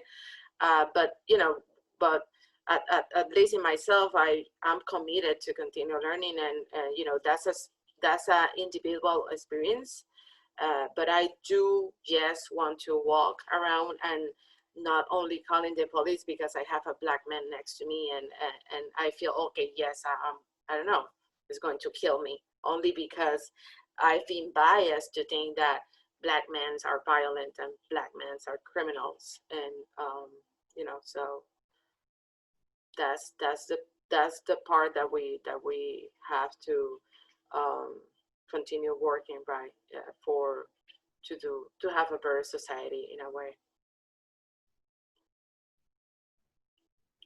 Yeah, I agree. Like it's same, like coming from Spain, like I feel like the type of racism is different because of all the background from America, you know, all the slavery and all that stuff. So yeah, definitely learning every day. Sometimes I feel like, for example, in my experience, obviously, and you know, I come from Puerto Rico, and we are so you know, we are very intertwined with the United States, but in a way, you know, it's very complex because all of the Puerto Rican history and our mix, and you know, we were part of Spain, in you know, in some for long years. So in Puerto Rico, definitely we like to say, oh, you know, in Puerto Rico, we don't have racism, you know, like that is a thing. Like in Puerto Rico, a lot of people will say like, no, we don't experience racism. We are very mixed. So all Puerto Ricans have a say in Puerto Rico that we say like, ¿y tu abuela dónde está? Which is, you know, where is your grandmother? And what people means That is a very popular saying. What people means about that is like everyone in Puerto Rico has Black heritage. So that's why they are saying, "Y tu abuela donde está?" Like in your background, you cannot like mock anyone because they are Black, because you have like Black blood, you know, within you. But the reality is that, you know, it might sound beautiful, but the reality is that definitely there is racism in Puerto Rico, and there is like this racism that is like subtle, you know, that yes, definitely I did not experience the type of racism in Puerto Rico that I might experience in the United States, you know, but there is racism. There's racism when you're telling people like, hey, you know, you have to straighten your hair because you're not going to find a job, you know, your hair is not professional, or you have to marry a lighter skinned person because you will, how they say in Puerto Rico is para mejorar la raza, which is like basically improve your race, right? And that is very common not only in Puerto Rico, that's very common in a lot of part of the Caribbean. Like people are telling you, you have to improve your race. So yes, maybe the police are not necessarily killing all Black peoples in Puerto Rico, but at the same time, in that society, there is a lot of traits about racism that we actually have to recognize and that we have to work about that. And also in the Caribbean, depending as well your skin color and how light or dark skin you are, you are also receiving like rechazos, you know. If you are from, for example, in Dominican Republic, if you, a lot of people from Haiti or Haiti, when they are traveling to Dominican Republic, they face a lot of racism, and most of that racism, it is because of their dark skin. When people from Dominican Republic immigrate to Puerto Rico, a lot of Puerto Ricans are definitely xenophobic, and also expressing racism when they see someone like with a dark skin. And so, you know, we all, in all of our countries, there is racism, but the situation is that depending your skin color, you also can say, yes, there is racism, or what is the level of racism, because I'm pretty sure that is someone that is like dark skin in Puerto Rico, and from, for example, Loíza is one of the towns in Puerto Rico where most of the people that were slaves live in Puerto Rico. So in Loíza, a lot of people have like dark skin. And in Loíza, all the time they are talking about racism in Puerto Rico. But all of us like that are Black in Puerto Rico, but with lighter skin, yes, we understand that there's racism, but it's never, we never talk about that racism as, oh my God, yes, I don't know, I was not, people were looking me weird or something like that. No, but people from Loíza can have said that and have experienced that because they have a darker skin and they have other experiences. So even me coming from Puerto Rico and understanding that, you know, I have lighter skin than others, I even realized that for some people, even it's a privilege that I'm a lighter skin, because I have, because sometimes people say that, oh, lighter skin is better, you know, or oh, how pretty is your skin? But then people with darker skin, like they don't necessarily will hear that. And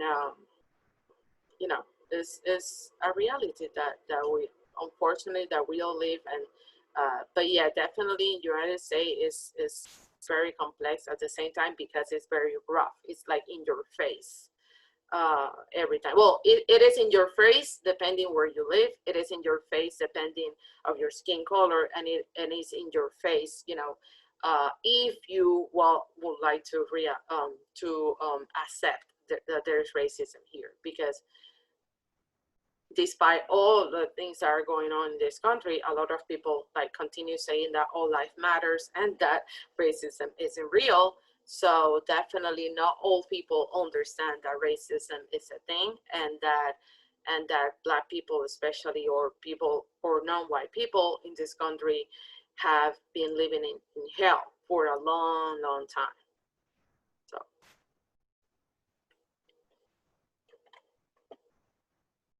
Anything else? We are way past the time. I'm so sorry. I just realized that. Anything else that you would like to say? And thank you for the time, for staying and listening to me talking, even though it's 6 minutes after 6. But I appreciate your time, and also appreciate your patience today with me. So, anything You're else? perfect, Catalyst. No worries. Thank you. Let me Feel better. Yeah. Thank you.